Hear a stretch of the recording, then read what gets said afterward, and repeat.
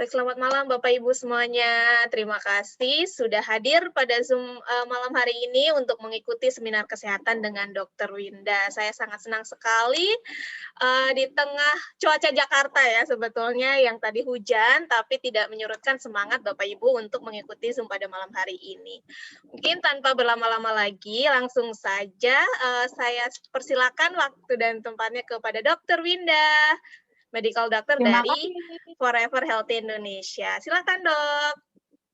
Terima kasih Mbak Sinta. Ya, selamat Sama-sama. malam buat teman-teman semuanya, Selamat teman-teman FHIB malam. Indonesia. Dan mana tahu ada juga yang dari luar negeri. Halo. Nah, jumpa lagi dengan saya Dr. Winda. Oke, mungkin Mbak Sinta boleh dipasang untuk presentasinya. Siap, Dok.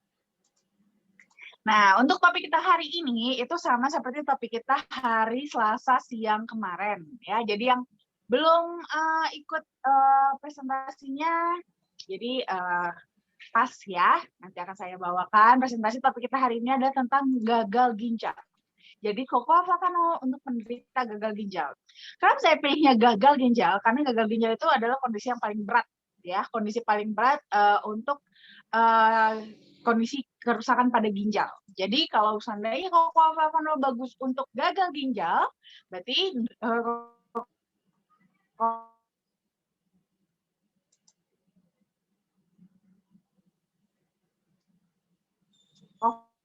Flavanol juga bagus untuk kita. Nah, mungkin teman-teman udah familiar ya dengan penyakit gagal ginjal. Biasanya pasti sudah ada yang pernah dengar apa itu gagal ginjal. Slide.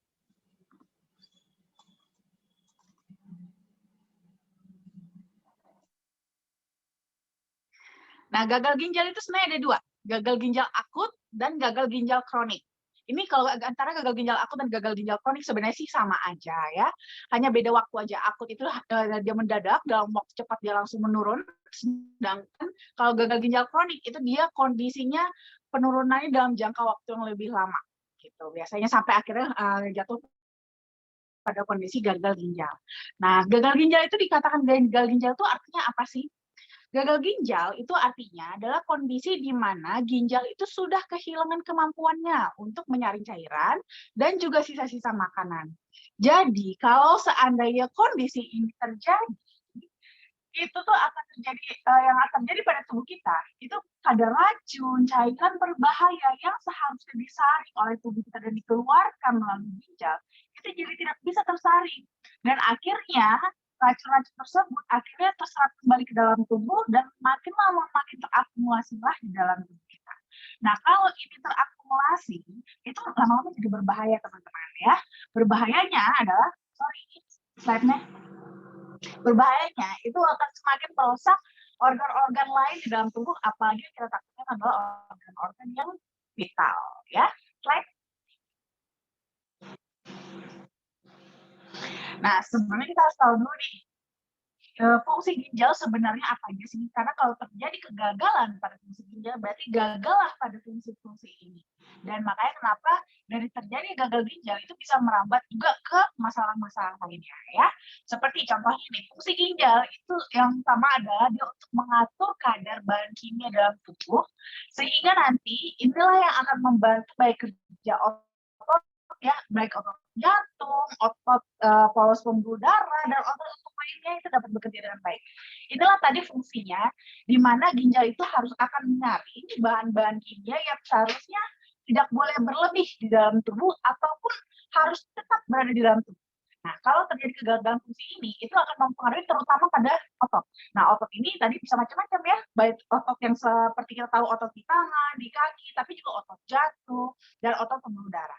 Nah, selain itu, fungsi ginjal juga dia berperan dalam mengatur tekanan darah juga. Makanya biasanya orang yang mengalami gagal ginjal itu identik masalah juga pada tekanan darahnya, terutama menjadi tekanan darah tinggi.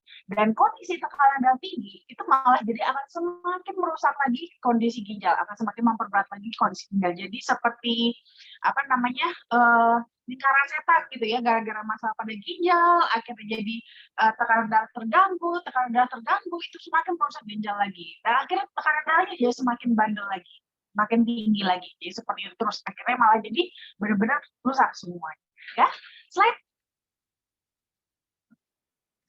Nah, selain itu, fungsi ginjal juga dia bisa juga untuk memproduksi zat yang sejenis dengan vitamin D, di mana nanti ini kita tahu itu manfaatnya adalah untuk kesehatan tulang, tapi kan cuma kesehatan tulang aja ya. Vitamin D juga bermanfaat juga untuk imunitas kita. Nah, ini buat teman-teman terutama ya yang males nih, males olahraga pagi atau males berjemur pagi, nggak suka kena matahari, mungkin takut hitam dan segala macam ya. Hati-hati kekurangan vitamin D. Tapi kenapa kita nggak akan menjadi terlalu kekurangan vitamin D? Karena masih ada backup dari ginjal kita. Tapi tetap ya, kalau hanya memanfaatkan ginjal saja tidak akan cukup. Apalagi kalau ginjal kita sudah bermasalah. Nah, terus juga selain itu, ginjal juga berfungsi untuk memproduksi hormon glikoprotein yang disebut sebagai eritropoietin. Di mana eritropoietin ini itulah yang nanti akan berperan untuk dalam proses produksi sel-sel darah merah atau eritrosit. Makanya kenapa juga teman-teman yang mereka mengalami gagal ginjal biasanya disertai juga dengan anemia. Kenapa? Karena tadi kurangnya dari hormon eritropoietin ini. Sehingga produksi sel-sel darah merah yang barunya juga jadi berkurang yang berakibat pada anemia juga jadinya ya. Slide.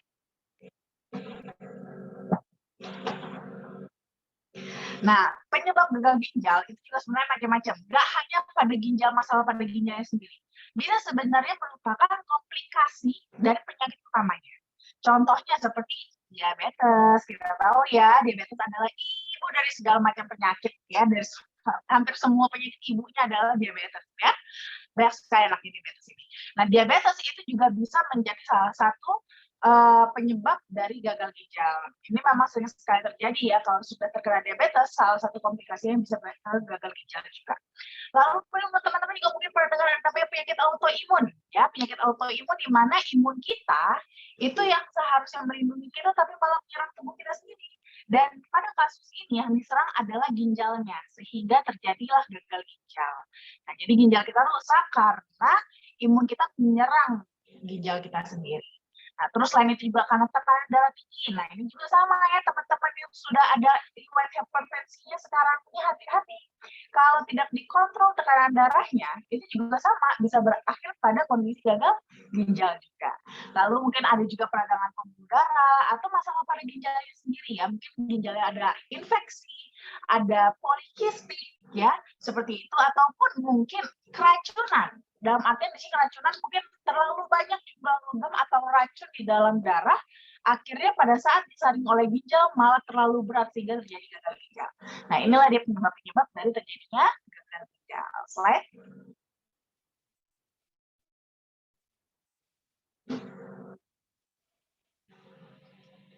Nah, gejala-gejalanya apa saja? Untuk gejala-gejala gagal ginjal itu sebenarnya agak-agak mirip ya dengan beberapa gejala dari penyakit lain. Jadi ini masih ada ibarat kata tuh diagnosa bandingnya. Jadi belum tentu kalau gejalanya seperti ini itu nggak pasti gagal ginjal. Bisa aja sih yang lain. Jadi akan diperlukan pemeriksaan lebih lanjut. Nah, biasanya nih gejala-gejala gagal ginjal itu dia bawaannya tuh sering ingin buang air kecil terutama di malam hari. Nah, ini nih mirip seperti ciri-ciri gejala dari diabetes ataupun pembesaran prostat ya. Nah, gagal ginjal pun itu bisa gejalanya seperti ini. Nah, terus bisa juga ada kulit gatal. Kenapa kulit gatal? Karena tadi toksin yang tinggi di dalam darah. Nah, karena tadi si racun-racun tadi itu tidak bisa dikeluarkan oleh ginjal, akhirnya terakumulasi, tetap masuk dalam siklus peredaran darah, itu juga bisa menimbulkan gatal-gatal pada kulit. Lalu juga bisa juga ditemukan adanya darah atau protein dalam urin pada saat kita melakukan tes urin. Nah, itu juga bisa ya sebagai tanda-tanda gejala gagal ginjal. Atau bisa juga kulum otot, ya, kejang otot. Sama juga kadar bahan kimia di dalam tubuh yang seharusnya sudah bisa dibuang oleh ginjal, cuma gagal dibuang. Lalu juga bisa kehilangan berat badan. Sorry, Mbak Sinta boleh tolong di-mute? Nah, terus juga nah lalu bisa juga kehilangan berat badan ya. Di sini kehilangan berat badannya bukan karena diet ya teman-teman ya, tapi kehilangan berat badan yang tidak wajar. Nah, di sini mungkin makannya, tapi memang biasanya ini juga disertai si kehilangan nafsu makan juga ya, karena tadi tingginya kadar racun di dalam tubuh, jadi mual, muntah, mulai terganggu tidurnya, terus juga merasa gampang lelah, ya, lemas, lalu juga sudah mulai menurun ketajaman mentalnya, ya, sudah ada mulai merasa seperti depresi, kecemasan, ya, dan juga di sini tadi salah satunya adalah tekanan darah yang sulit dikendalikan, padahal sudah konsumsi obat anti hipertensi, tapi juga tidak turun-turun tekanan darahnya. Hati-hati, ini salah satu juga sudah mulai mengarah adanya penurunan fungsi dari ginjalnya.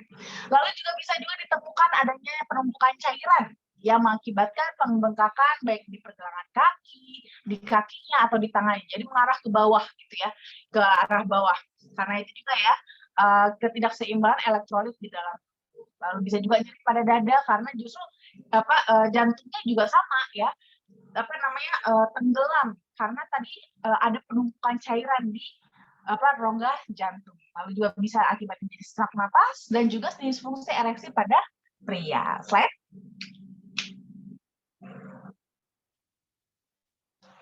Nah, pada dasarnya untuk mencegah itu sih kita lebih ke yang penting mah ini ya, menjaga pola hidup yang sehat. Ya seperti menghindari rokok dan minuman keras, usahakan olahraga yang teratur tapi jangan terlalu berat. Ya, tetap disesuaikan dengan kondisi tubuh. Ya, jangan lupa juga kalau kita rajin olahraga, jangan lupa untuk cukup istirahatnya. Karena pada saat kita berolahraga atau beraktivitas fisik, itu ginjal kita akan terus bekerja, tapi akan beristirahat ginjal kita itu pada saat kita tidur. Jadi ginjalnya juga jangan disuruh kerja terus ya teman-teman ya, tapi dikasih waktu istirahat juga cukup. Lalu juga biasakan baca petunjuk obat ya, harus minumnya berapa banyak, jangan berlebihan. Lalu waspadai kalau umpamanya ada diabetes ya, karena itu merupakan salah satu juga yang menjadi komplikasi bisa menjadi komplikasi mengarah kepada gagal ginjal, dan juga jaga pola makan yang sehat. Slide. Nah, ini memperkenalkan flavanol yang dimana dia merupakan kandungan dari 80% flavanol dari ekstrak biji kakao. Slide. Nah, kalau flavanol ini, dia itu merupakan salah satu dari 6 kategori flavonoid yang merupakan subkelas dari polifenol. Jadi, kandungan pada flavanol ini yang tinggi, terutama pada kokoa, itu terbukti secara klinis bermanfaat untuk fungsi kardiovaskular kita. Jadi, kalau kita mengkonsumsi flavanol, itu dalam waktu cepat atau short term effect, itu akan terjadi dilatasi pembuluh darah, jadi pembesaran pada pembuluh darah kita. Nah, tapi kalau kita rutin mengkonsumsinya, itu kita akan mendapatkan efek, terutama efek antioksidannya, ya. Tapi untuk mendapatkan kandungan flavanol yang tinggi ini itu nggak gampang, harus menggunakan metode ekstraksi yang tepat supaya kandungan flavanolnya bisa tetap tinggi yang kita konsumsi. Slide. Nah, jadi kalau umpamanya teman-teman ingin menterapi, ya, teman-teman mungkin ada kenalannya yang mengalami gagal ginjal, bisa nggak kita terapi dengan kokoa flavanol? Tentu bisa. Bagaimana kerjanya? Nah, jadi biasanya teman-teman yang sudah mengalami gagal ginjal itu akan diterapi dengan hemodialisa atau cuci darah. Nah, tentu perlu sekali hemodialisa ini karena tadi ya tidak bisa ginjalnya tadi kan tidak bisa untuk menyaring darah. Nah, jadi fungsi penyaringan ini digantikan oleh hemodialisa. Namun hemodialisa sendiri pun itu dia punya resiko juga, punya efek samping, di mana hemodialisa sendiri itu dapat menyebabkan terjadinya peningkatan free hemoglobin. Di mana free hemoglobin ini yang seharusnya hemoglobinnya berikatan dengan oksigen di dalam darah, tapi akibatnya karena dia free, tidak ada lepas gitu ya, itu dia dapat menyebabkan malah peningkatan pada nitric oxide, di mana akibatnya nitric oxide jadi tidak bisa untuk melebarkan pembuluh darah kita, berikatan dengan endotelium dan melebarkan pembuluh darah, sehingga terganggulah fungsi pembuluh darah kita. Nah, di sini kita sudah ada beberapa hasil penelitian yang dilakukan terutama pada subjek yang berusia rata-rata 65 tahun ke atas, itu dengan melakukan yang sudah melakukan hemodialisa itu jadwal 3 kali seminggu, itu ternyata menunjukkan perbaikan 53% pada FMD-nya atau aliran darah yang dipengaruhi dari dilatasi.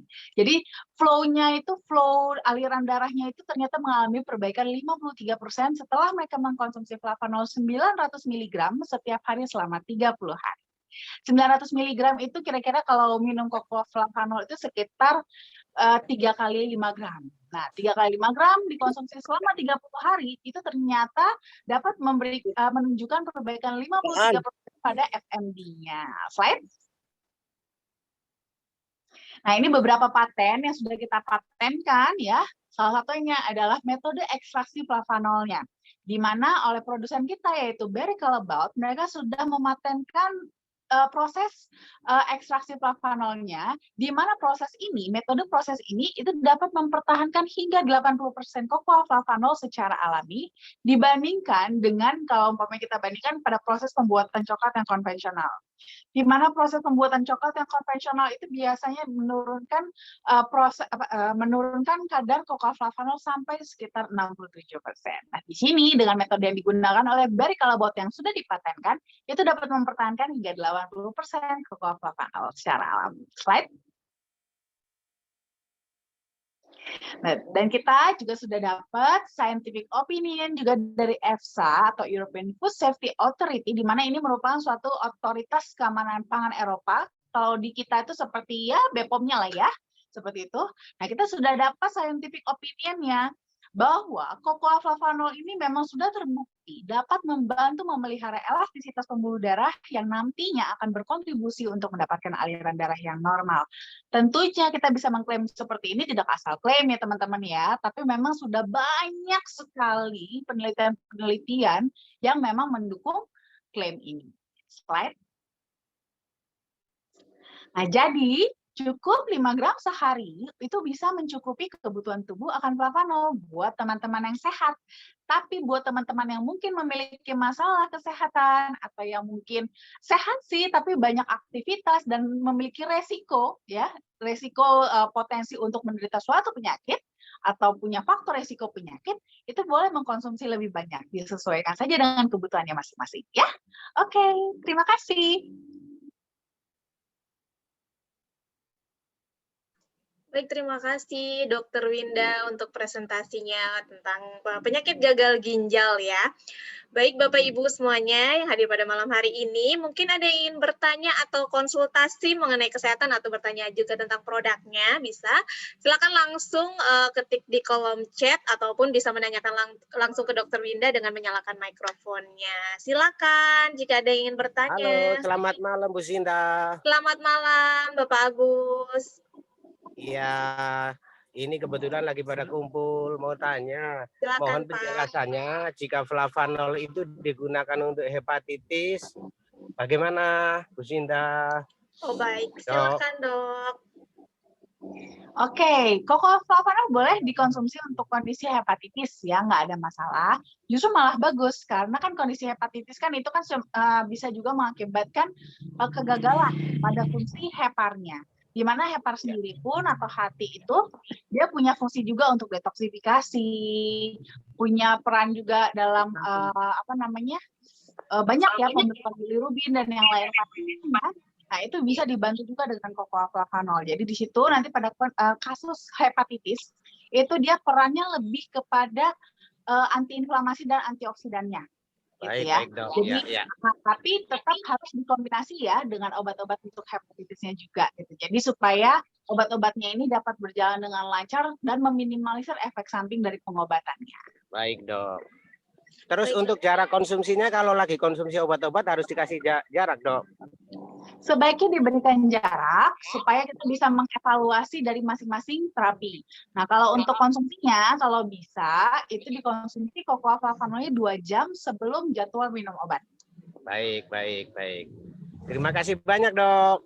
Terima kasih Dr. Winda dan juga Pak Agus. Ini saya bacakan pertanyaan dari chat ya Dok ya. Ini dari Bapak Wiko. 900 mg tadi takarannya sama dengan berapa sendok dokter?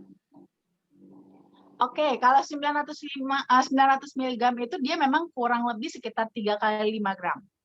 Nah, 5 gram itu kan sekitar 1 sendok teh ya, gitu. Jadi kalau 900 mg itu kurang lebih sekitar 1 sendok makan kalau mau dikonsumsinya sekali minum. Oke, terima kasih Dr. Winda. Selanjutnya dari Pertanyaan dari Big Max.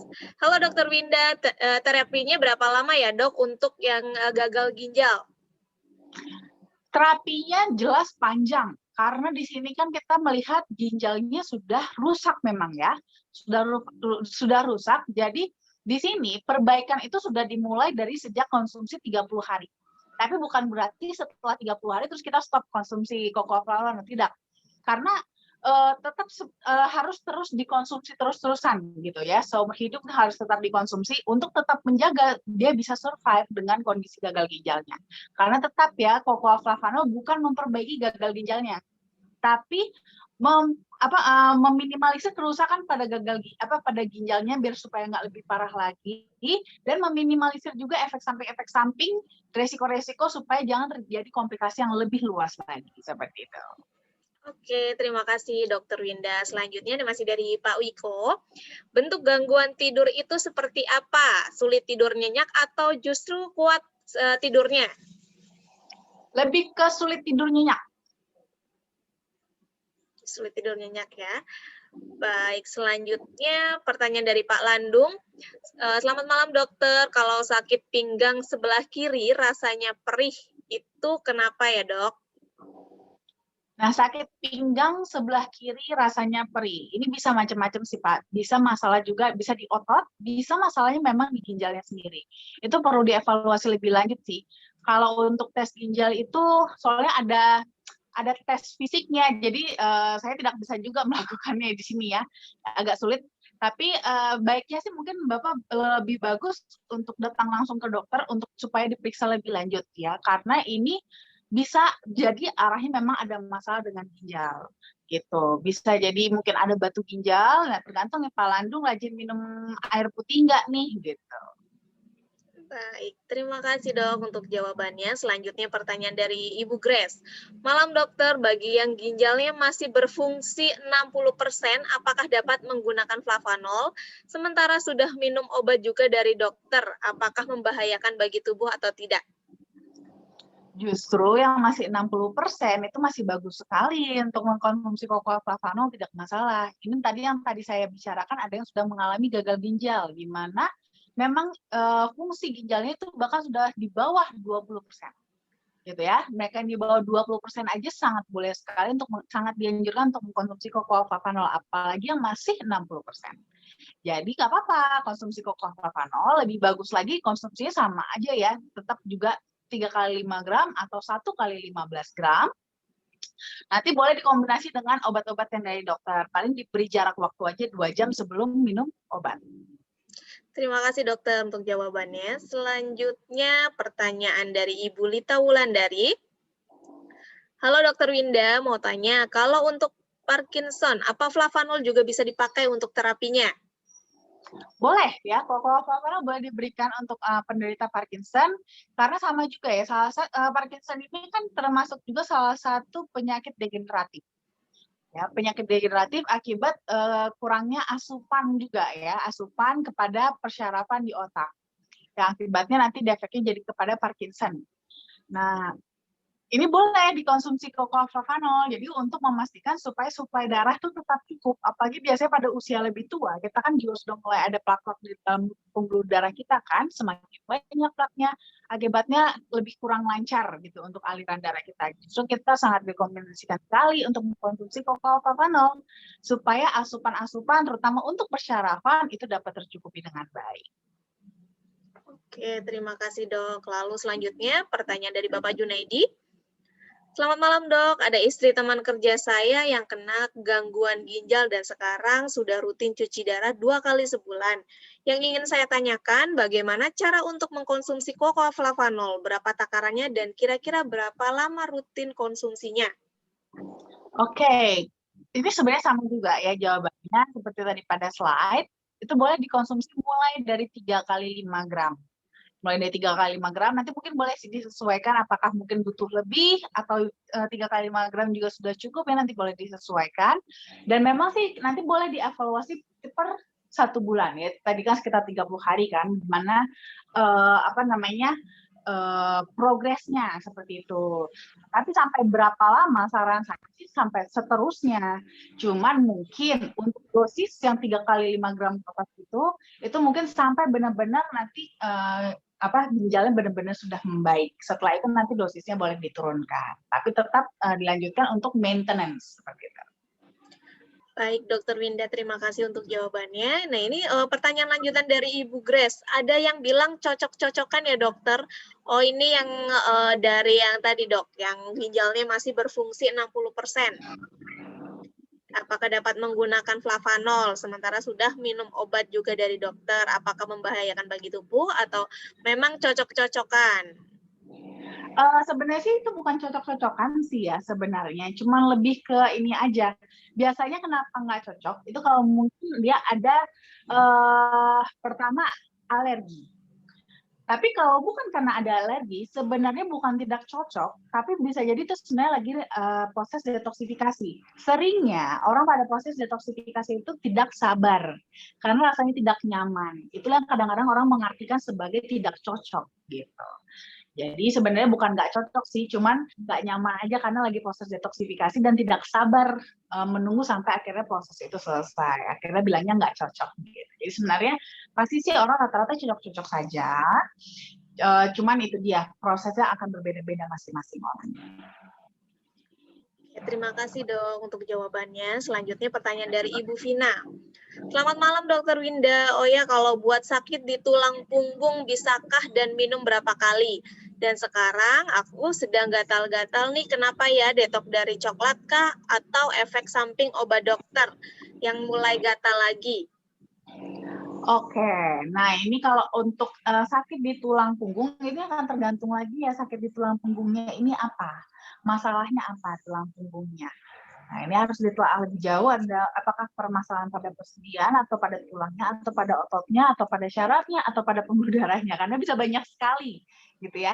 Jadi sebaiknya ditelaah dulu ini sakitnya apa dulu. Tapi biasanya si konsumsi kokoa-flavanol, karena di kokoa-flavanol itu dia ada efek anti-inflamasinya, itu dia bisa mengurangi peradangan. Baik itu penyebab nyerinya itu akibat dari yang manapun itu ya.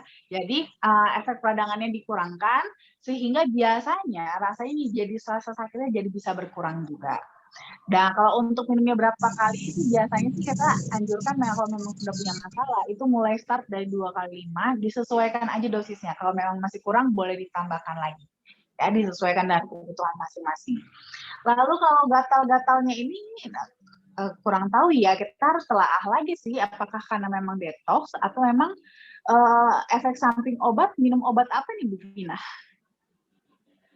Baik. Bisa jadi sih efek samping obat juga bisa, jadi tergantung sih minum obat apa dulu gitu. Baik, kalau gitu dok ya, nanti bisa diinikan ya. Baik, selanjutnya. Oh, ini Bu Vina ya. Ibu Vina mohon maaf suaranya tidak terdengar, Bu. Halo Ibu Vina, suaranya tidak terdengar Ibu. Halo. Iya, selamat malam Ibu. Sudah terdengar. Oke. Ini obat dari dokter, saya berobat selama 9 bulan itu loh dok. Obat kelenjar TB. Oh iya. Iya, kalau itu memang dia ada efek sampingnya sih Bu memang. Salah satunya bisa gatal-gatal. Bisa jadi efek samping obat. Itu.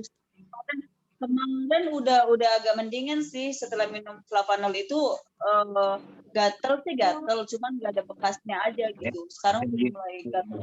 Iya, memang itu akan jadi pasti ada hilang timbul sih. Tapi mulai mendingan kan?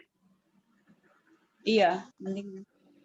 Oke, baik gitu aja. Terima kasih Dokter Winda. Sama-sama Ibu. Ya, terima kasih Bu Vina dan Dokter Winda. Dan pertanyaan selanjutnya ini dari Pak Dedi Hamdani ya dok, mau bertanya, apakah flavanol bisa digunakan untuk saraf terjepit dan luka lambung, serta berapa lama terapinya? Oke, untuk saraf terjepit, nah ini juga sebelumnya pernah ada juga yang menanyakan sama saya untuk saraf terjepit pada dasarnya begini. Saraf terjepit itu bisa terjepit yang dijepit oleh antara sendi atau bisa juga terjepit oleh tendon ataupun otot. Nah, ini flavanol itu dia perannya adalah untuk di pembuluh darah. Jadi tidak akan bisa flavanol itu untuk mereposisi dari si tulang ataupun si otot yang menjepit saraf. Nah, jadi kerja flavanol itu hanya lebih ke menjaga supaya saraf yang terjepit tersebut itu tetap dapat suplai asupan oksigen, nutrisi, supaya saraf yang terjepit tersebut dapat bertahan walaupun dalam kondisi terjepit. Tapi itu akan tetap terjepit selama tidak ada tindakan untuk mereposisi dari yang menjepitnya. Jadi itu tidak bisa diselesaikan oleh flavanol. Jadi tetap tidak menyelesaikan masalah ya, hanya membantu mempertahankan saja kalau di situ perannya flavanol. Lalu kalau untuk luka lambung, ini juga dia perannya untuk flavanol bukan untuk menutup luka pada lambung ya. Jadi memang kalau luka lambung itu nanti dia ada pengobatannya sendiri. Nanti flavanol lebih ke untuk suplai aja, suplai oksigen dan nutrisi untuk memastikan nanti proses penyembuhan luka pada lambung tersebut dapat berjalan dengan baik gitu. Kalau untuk berapa lama terapinya, karena flavanol bukan merupakan main terapinya gitu. Terapinya ya mengkonsumsinya terus-terusan sampai nanti sembuh. Baik, terima kasih Dr. Winda, luar biasa sekali untuk jawabannya. Lalu pertanyaan selanjutnya dari Bapak Firman. Malam Dr. Winda, saya ada konsumen, dia punya masalah penyakit batuk TBC atau batuk yang lainnya. Apakah dengan konsumsi coklat flavanol bisa membantu penyembuhannya?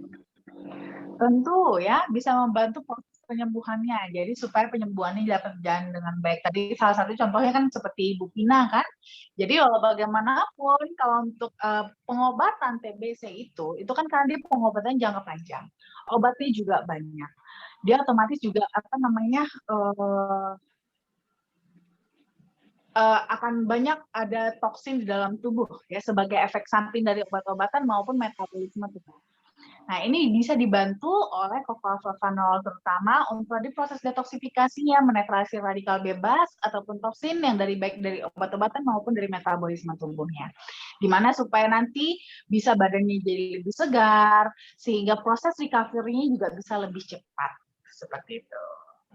Oke, siap dokter. Selanjutnya pertanyaan dari Bapak Fikroh Rusyad. Malam Bu Dokter, kalau untuk penyakit diabetes dan tensi, aturan minumnya bagaimana? Dan untuk mah yang kronis juga bagaimana, Dok? Nah, untuk penyakit diabetes dan hipertensi itu boleh konsumsinya, biasanya sih saya menganjurkannya juga di 2-3 kali 5 gram setiap hari ya. Itu boleh konsumsinya sih biasanya lebih dianjurkan sebelum makan. Nah, tapi untuk yang mah kronis itu lebih dianjurkan konsumsinya setelah makan aja, supaya mahnya tidak terstimulasi. Jadi dalam kondisi perut masih terisi, itu boleh dikonsumsi flavanolnya. Oke, siap. Dan selanjutnya pertanyaan dari Bapak Edi Rahman. Dokter, dosis 5 gram itu dasarnya apa? Dan apakah itu dosis minimum? Dosis maksimumnya berapa? Oke, dosis 5 gram itu based on research sebenarnya. Jadi sebenarnya itu dari beberapa penelitian, dosis yang bisa ditemukan itu bisa memberikan efek dari pada pembuluh darah, dilatasi pembuluh darah, itu biasanya tuh sekitar di atas 176 mg sebenarnya. Nah, 176 mg. Cuman kita memang menyadari hal ini berbeda-beda pada setiap orang. Nah, kalau yang bagian tidak ada masalah, benar-benar sangat sehat sekali, tidak ada paparan terhadap radikal bebas, minim paparan terhadap radikal bebas, itu mungkin efektif dengan pemberian hanya sekitar 176 mg. Nah, tapi setelah kita meneliti lebih jauh, rata-rata memang yang dibutuhkan untuk orang secara umum itu dibutuhkan sekitar kurang lebih 300-400 mg. Nah, dengan flavanol kita itu takaran untuk mendapatkan sekitar 300-400 mg itu adalah sekitar 5 gram. Maka kenapa kita memakai dosis 5 gram untuk anjuran konsumsinya. Nah, ini bukan dosis minimum ya. Pada dasar boleh kita mengkonsumsi lebih kecil dari itu juga boleh. Tetap berefek. tetap bisa memberikan efek. Cuman mungkin belum tentu maksimal, akan tergantung lagi kembali kepada kebutuhan pada tubuh masing-masing ya. Radikal bebasnya seberapa banyak, masalah di tubuhnya apa saja, yang terganggu di pembuluh darahnya seberapa luas, itu akan bisa berbeda-beda. Makanya biasanya kita ambil tengahnya yaitu di 5 gram. Nah, untuk dosis maksimum sampai saat ini dalam banyak penelitian itu masih belum ditemukan dosis maksimum dalam mengkonsumsi kokoalfavanol. Karena memang kokoalfavanol ini memiliki waktu paruh yang pendek, sehingga hanya dalam waktu sebentar, kurang lebih sekitar 6 jam, itu dia akan keluar dibuang dari dalam tubuh kita, sehingga akumulasinya sangat kecil sekali dalam tubuh, sehingga masih belum ditemukan dosis maksimum yang boleh dikonsumsi untuk kokoalfavanol. Dan untuk penelitian sendiri itu sudah sampai 1000 mg lebih. Itu dalam 1 hari dikonsumsi selama 6 bulan, itu tetap sangat baik sekali dikonsumsi. Jadi masih bisa terus lebih banyak lagi juga masih bisa. Oke, baik dokter. Terima kasih untuk penjelasannya. Dan selanjutnya pertanyaan dari Bapak Adi. Selamat malam, Dokter Winda. Oh, selamat malam, Pak Yulianus. Selamat malam. Selamat malam. Selamat malam, Pak. Selamat malam, Dokter Winda. Iya, selamat malam, Ya, Pak. Horas, Silakan, Pak. dokter. Dokter, saya mau tanya dulu, kenapa diabetes itu bisa mempengaruhi gagal ginjal? Terima kasih. Oke, karena diabetes itu kejadiannya di pembuluh darah, Pak. Nah, kenapa? Karena diabetes itu kejadiannya adalah di pembuluh darah. Sehingga yang dia rusak pertama kali adalah pembuluh darah. Nah, kita tahu sendiri pembuluh darah itu berkorelasi dengan semua organ di dalam tubuh. Jadi, karena itulah akibatnya jadi aliran darah lebih membuatnya hipertensi, sehingga beban ginjal berat, dan racun-racun yang harus dibersihkan ginjal itu jadi lebih banyak karena kadar gula yang tinggi akibat kondisi diabetes tadi.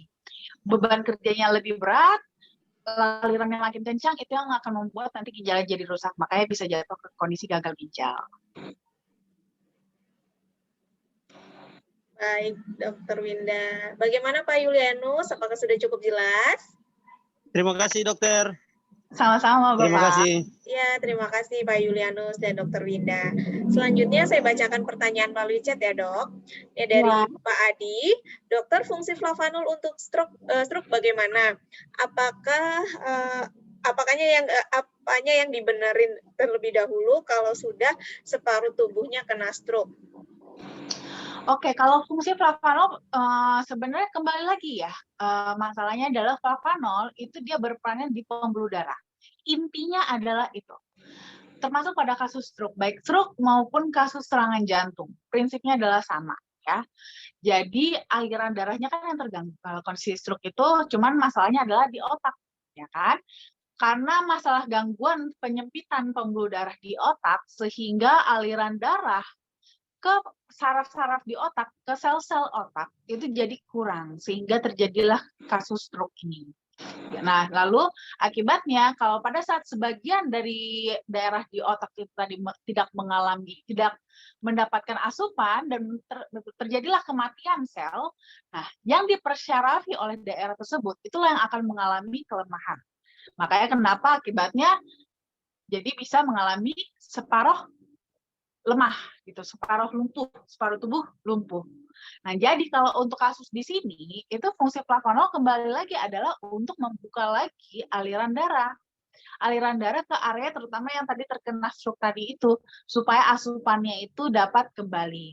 Karena untuk si sel-sel otaknya itu mengalami perbaikan, dia jelas butuh asupan oksigen, asupan nutrisi seperti itu ya, itu dia tetap butuh asupan untuk nanti dia bermetabolisme, untuk dia recovery, untuk dia beregenerasi kembali.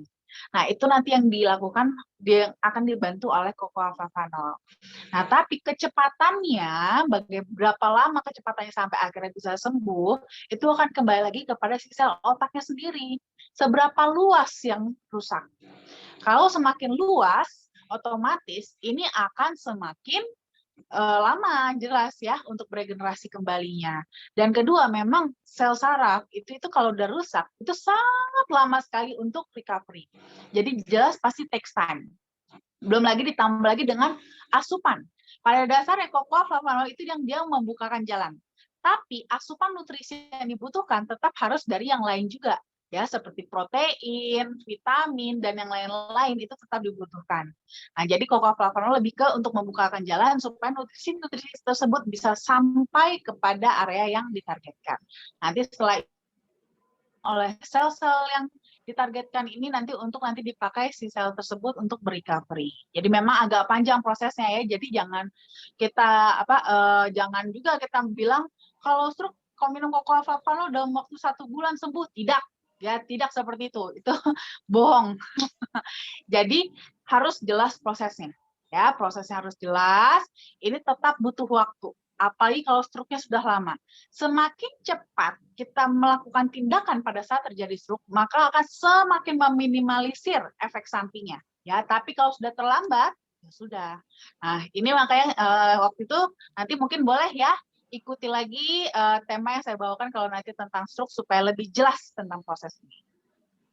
Oke, luar biasa dok. Terima kasih untuk penjelasannya. Selanjutnya pertanyaan dari Bapak Dewa Tirta. Selamat malam Dr. Winda. Bagaimana FC ya, flavanol untuk penderita penyumbatan empedu? Mohon dijelaskan dengan tulis ketik untuk mengingatkan kami. Terima kasih. Mungkin saya baca aja ya, saya nggak bisa dibacakan, mungkin nanti akan dibuatkan kontennya ya oleh Mbak Diana ya dok ya. Ya, nanti next dibuatkan konten aja ya. Baik. Nah, di sini cocoa flavanol untuk penderita penyumbatan empedu, cocoa flavanol itu dia tidak mengatasi untuk penyumbatan empedunya ya, apalagi kalau penyumbatannya itu sudah menjadikan batu empedu. Jadi tidak bisa dengan tidak bisa cocoa flavanol untuk menghilangkan batu empedunya, gitu, tidak bisa. Nah, tapi cocoa flavanol nanti lebih ke anti-inflamasinya, karena biasanya kalau ada sumbatan nanti akan disusul dengan infeksi. Nah, infeksi inilah nanti yang akibatnya nanti peradangan sehingga nanti biasanya akan merembet makin parah empedunya. Nah, inilah nanti lebih dibantu oleh cocoa flavanol untuk meminimalisir pembengkakannya, peradangannya supaya tidak sampai terlalu meluas, jadi tidak sampai terlalu berat pada empedunya. Seperti itu, kerusakan pada empedu itu tidak terlalu fatal. Tapi tetap tidak menyelesaikan masalah kalau menurut saya ya. Tetap harus diberikan tindakan khusus terutama untuk yang empedunya sendiri. Jadi tetap harus dikombinasi. Tidak hanya berdiri dengan cocoa flavanol saja. Baik, terima kasih Dr. Winda. Selanjutnya pertanyaan dari Bapak Taufan Alam. Malam dok, untuk penyakit luka akibat alergi bagaimana penanganannya?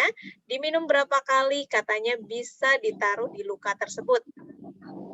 Ya, kalau untuk luka itu boleh konsumsinya itu bisa konsumsi seperti biasa saja ya, 2 kali 5 gram boleh atau disesuaikan dengan kebutuhan boleh.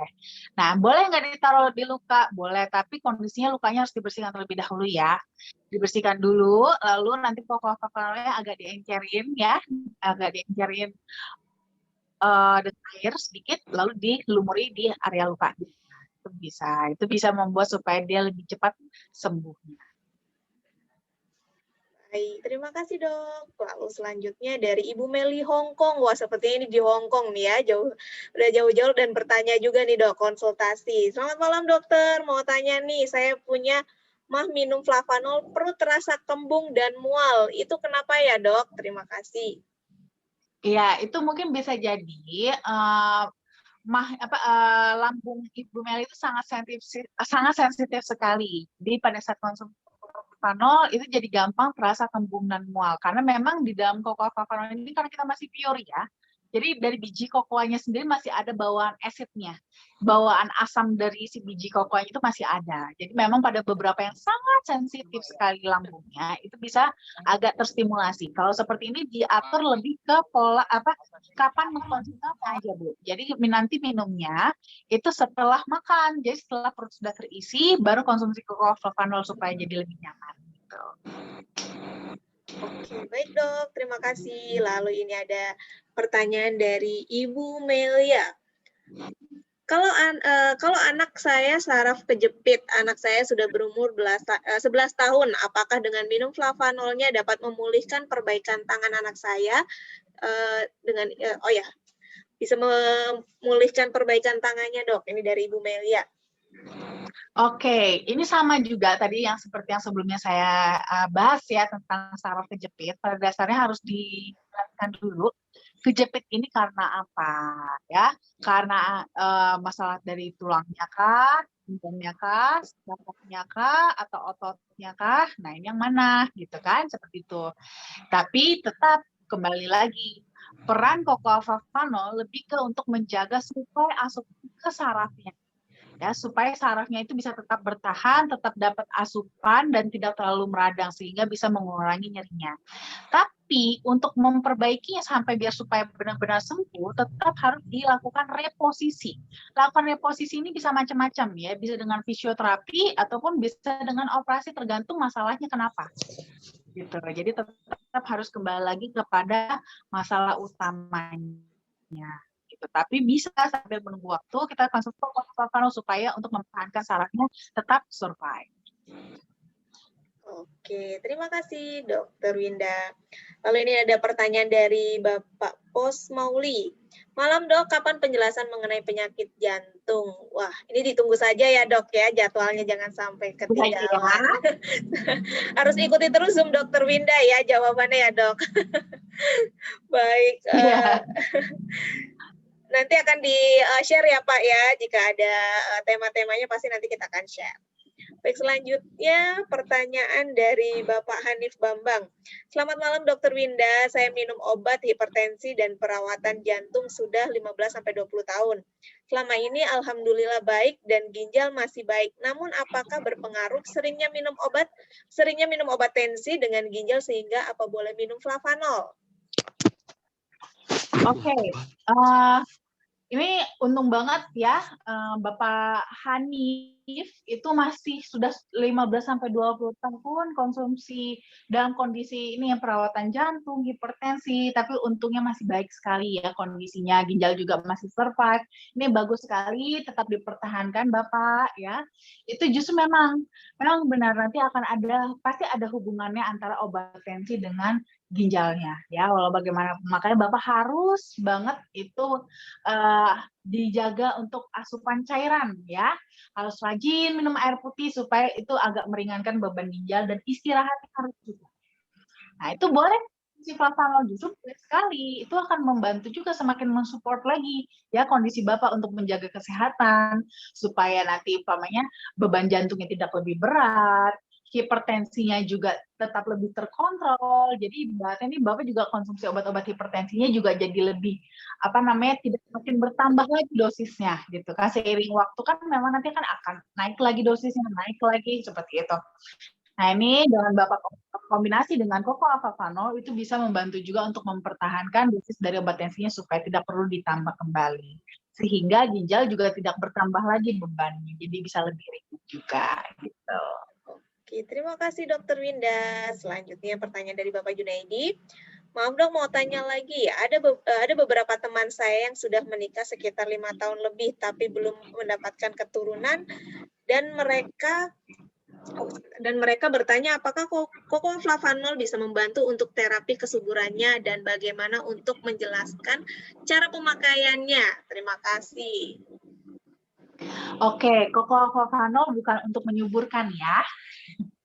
Kembali lagi, Cocoa-Favanol bukan untuk menyuburkan, tapi mungkin Cocoa-Favanol bisa berkontribusi dalam mendukung ya program hamil. Seperti contohnya kalau soal kita kesuburan itu kan banyak macamnya ya, banyak penyebab-penyebabnya gitu, baik karena masalah pada organnya, baik karena masalah pada sel ovum dan sel spermanya sendiri. Nah, ini kan harus ditelah lebih jauh, kira-kira sebenarnya kenapa gitu bisa sampai terjadi infertilitas. Nah, gitu, tidak subur itu kenapa? Nah, di sini Cocoa-Favanol nanti kalau seandainya dia perannya itu lebih ke untuk antioksidannya ya, lebih ke antioksidannya. Kalau masalahnya pada organnya sendiri itu mungkin harus ditelah lebih jauh sih ya, organnya masalahnya apa. Nanti baru kita bisa analisa apakah si kokoalfalfanol bisa berperan atau tidak. Tapi kalau pada kualitas ovum dan sperma, di situ masih bisa kokoalfalfanol berperan ya. Karena di dalam kokoalfalfanol kan dia juga punya manfaat tadi antioksidan, jadi bisa meminimalisir radikal bebas yang berpotensi untuk merusak dari sel ovum maupun sel spermanya. Jadi supaya potensi untuk terjadinya kehamilan bisa lebih baik dan lebih tinggi gitu. Tapi bukan menyemburkan ya kokoalfalfanol. Gitu. Baik, selanjutnya ini pertanyaan dari Bapak Rudi Peters. Berapa harganya dan bagaimana cara mendapatkannya? Untuk mungkin saya bantu jawab ya, Dok. Yes. Untuk harganya itu satu pouchnya 450.000 Pak Rudi. Dan bagaimana cara mendapatkannya? Bapak bisa langsung menghubungi orang yang menginfokan acara Zoom pada malam hari ini atau yang menginfokan mengenai flavanol. Begitu ya Pak Rudi ya. Baik, selanjutnya ini ada pertanyaan dari Bapak Hairul Anwar. Dok, teman saya ada lipoma di belakang leher. Cara konsumsi flavanol berapa gram atau berapa sendok, Dok? Oke. Kalau lipoma ini sebenarnya agak unik ya. Lipoma ini kan sebenarnya dia benjolan yang akibat adanya penimbunan lemak gitu ya, penimbunan lemak tapi di bawah kulit seperti itu. Nah, kalau ini kokoalfalfanol sebenarnya tidak terlalu berdefek ya. Dan sebenarnya lipoma itu tidak berbahaya. Hanya memang agak mengganggu secara estetika gitu. Jadi sebenarnya bisa dihilangkan, bisa tidak. Jadi terserah aja. Cuma kalau mengganggu biasanya sih orang menghilangkan. Dan memang untuk lipoma itu dia karena memang harus dioperasi. Tapi itu operasi kecil sih, jadi sebenarnya tidak perlu terlalu khawatir ya. Nah, itu seperti itu. Tapi kalau mau konsumsi kokoalfalfanol boleh saja. Dan artinya di sini fungsi kokoalfalfanol bukan untuk lipomanya, tapi lebih bisanya itu untuk mencegah terjadinya karena lipoma ini bakat. Ya, bakat-bakatan. Nanti setelah dioperasi bisa timbul lagi gitu ya. Jadi lebih ke bakat, jadi lebih untuk memaintain supaya jangan terjadi lagi. Di situ perannya. Untuk konsumsinya boleh dari mulai 2 kali 5 gram atau 3 kali 5 gram disesuaikan aja dengan kebutuhan. Baik, Dok. Terima kasih. Nah, selanjutnya ini pertanyaan dari Ibu Yeni. Dok, flavanol bisa tidak untuk menghilangkan selulit dan varises? Oke, menghilangkan selulit dan varises kalau untuk selulit bisa ya, tapi biasanya kalau selulit itu nanti kita combine juga untuk dimaskerin di luarnya. Jadi dia supaya untuk meningkatkan elastisitas kulit supaya nanti kulit selulit itu kan sebenarnya karena kulitnya stretch ya, stretch akhirnya ada garis-garis selulitnya. Nah itu dioleskan yang berselulit itu nanti supaya elastisitasnya jadi lebih membaik. Selulitnya bisa makin menipis. Nah kalau untuk varises juga bisa, tapi kalau varises biasanya saya anjurkan untuk dikombinasi juga. Ya biasanya kalau varises itu kita combine dengan ada pemakaian seperti apa ya namanya ya? Aduh saya agak lupa itu namanya. Ada dibungkus seperti agak karet untuk menopang pembuluh darahnya juga supaya bisa lebih kuat. Nah, seperti itu nanti sambil dibantu dengan kombinasi dengan kokoalfalfanol. Kalau varises kekuatannya lebih gitu. Dok, terima kasih. Oh, ini ada tambahan dari Ibu Melia, anaknya yang tadi saraf kejepit ya, itu jatuh, Dok. Nah, karena jatuh, itu kemungkinan memang sudah ada masalah terjadi dislokasi, Ibu. Nah, dislokasinya inilah yang kemungkinan menyebabkan jadinya sarafnya kejepit. Nah, untuk mengatasi masalahnya tetap harus direlokasi terlebih dahulu. Ya, relokasinya bisa dengan fisioterapi atau bisa juga dengan operasi berapa berat. Nah, seperti itu. Tapi kokoalfalfanol bisa untuk selama waktunya direlokasi. Tapi tetap tidak punya selama relokasinya belum. Baik, terima kasih Dokter Winda. Dan selanjutnya pertanyaan dari Pak Edi Rahman. Dokter, kalau untuk dijadikan masker wajah, apakah dapat memperlambat kerutan di wajah? Kalau bisa, bagaimana cara dan berapa dosisnya? Justru memang untuk memperlambat munculnya kerutan nyaman ya di wajah ya, karena kan kulitnya jadi elastis ya, lebih tersirkulasi dengan baik. Nah, itu bisa kita biasanya secukupnya aja sih, ditakar saja kurang lebih 5-10 gram. Nanti dikasih air, jangan langsung banyak-banyak ya, kalau airnya terlalu banyak malah keenceran. Jadi lebih kental aja ya, ditambahkan sedikit-sedikit airnya, lalu lebih kental dan dioleskan ke seluruh wajah gitu. Nanti didiamkan sekitar 15-20 menit, habis itu baru dibilas. Baik. Oke, terima kasih Dr. Winda. Ini sepertinya untuk pertanyaan dari chat sudah tidak ada, atau mungkin Bapak Ibu yang ingin bertanya nanti bisa ya melalui kolom chat dan atau juga menyalakan mikrofonnya. Oke, sambil menunggu pertanyaan selanjutnya, saya akan share ya program-program apa dan acara-acara apa saja yang akan diadakan oleh FHI dalam waktu dekat. Nah, ini ada promo yang sedang berlangsung di FHI. Ini ada promo Speed Booster. Itu promonya dari tanggal 15 sampai 28 Februari 2021. Nah, ini bagi Bapak Ibu yang mau memiliki prospek atau yang sudah menjadi member nih, infonya adalah rank gold itu hanya perlu pembelian 10 pouch, dan yang platinum itu 25 pouch, dan ini juga berlaku untuk yang upgrade ya. Dan selanjutnya ini ada Speak and Grow Rich Training yang kedua bagi Bapak Ibu yang sudah menjadi member. Ini acara training ini sangat luar biasa di Speak and Grow Rich. Yang pertama ini sudah melahirkan banyak sekali pembicara-pembicara handal FHI yang juga sudah mengisi acara offline maupun online FHI ya. Nah, ini acaranya tanggal 27 dan 28 Februari 2021. Ini tempatnya ada di Hotel Sofian Tebet, Jakarta. Biaya investasinya Rp250.000 dan trainernya ini juga nggak kalah luar biasa. Ada Bapak Yaumil, Bapak Adam, dan juga Bapak Ari Wahono. Dan selanjutnya ini bagi Bapak Ibu yang ingin mengetahui bisnis FHI lebih jelas lagi dan lebih dalam lagi, ini bisa langsung datang ke acara bisnis preview di kantor Forever Health Indonesia di Gedung Kosta Tomang. Nah, ini nanti ada pembicaranya Bapak Yaumil hari Sabtu tanggal 20 Februari jam 2 siang. Dan ini juga ada acara bisnis preview juga di hari Minggu tanggal 21 Februari 2021 ada di Gedung Wulan Sari Graha Hartika di Bekasi Selatan. Ini nanti ada pembicaranya, ada Bapak Adam dan juga Bapak Edo. Dan di hari Minggu juga tanggal 21 Februari 2021 jam 2 siang ini ada bisnis preview juga, di tempatnya ada di PP 812 di Margonda ya, Margonda Depok. Ini pembicaranya ada Bapak Aris dan juga Bapak Abdul Manap. Nah, ini dia yang ada di Pekanbaru, ada bisnis preview juga hari Minggu tanggal 21 Februari jam 2 siang juga ada pembicaranya dengan Pak Richard dan juga Bapak Budianto. Bagi Bapak Ibu yang ada tadi di sekitar Depok, ada juga yang mau datang ke kantor FHI, ada atau juga di Bekasi ataupun juga Pekanbaru, silakan bisa datang langsung ke acaranya ya untuk mengikuti acara bisnis preview. Baik, Dokter Wina, ini ada pertanyaan lagi melalui chat. Mungkin saya bacakan ya, Dok. Oke.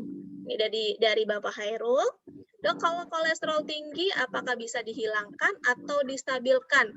Kalau memang harus konsumsi flavanol, solusi mengkonsumsi flavanol, caranya bagaimana? Terima kasih. Nah, kalau untuk kolesterol tinggi, itu bisa kita bantu stabilkan juga dengan cocoa flavanol ya. Karena kan cocoa flavanol itu dia bisa untuk meregulasi lemak, gitu ya. Meregulasi metabolisme lemak di dalam tubuh.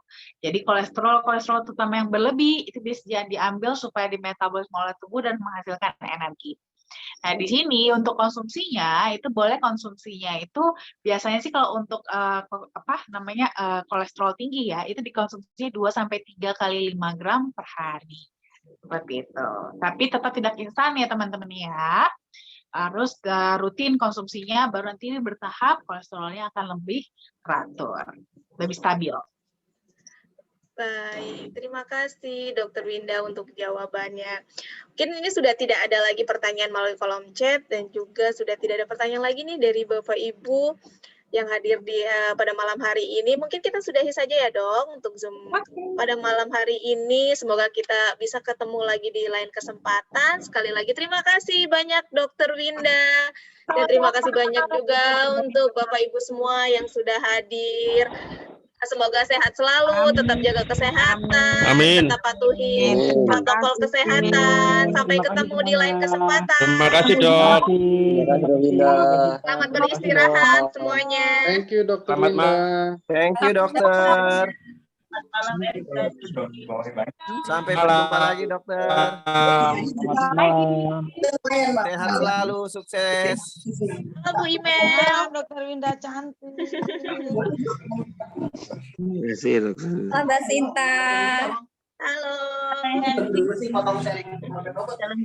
Halo Pak Edo. Kasih, selamat malam.